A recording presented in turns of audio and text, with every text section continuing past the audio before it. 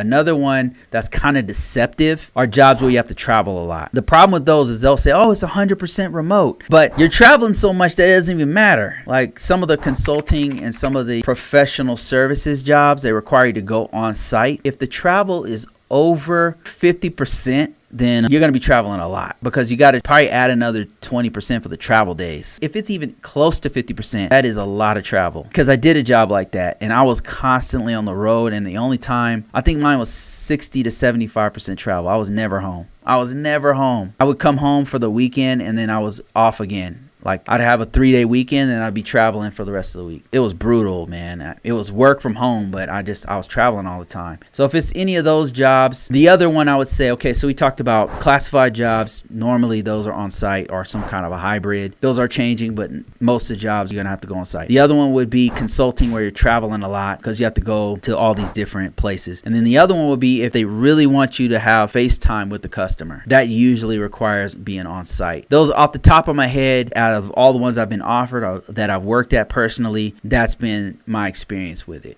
But if you guys can name any other places where it's pretty much you have to be on site. Field techs, that's another one. It can be remote, but you're traveling so much that it might as well not be remote, because you're never home. Hope that answers your questions. Most jobs, off the top of my head, a lot of cybersecurity jobs can be done remotely. Remote administration, you can do system administrator jobs, a lot of those remotely. You can do networking, a lot of those networking jobs remotely. Configuring firewalls, monitoring traffic, a lot of those you can do remotely. Just name something, most of them you can do remotely. It really depends on the organization, so just keep that in mind.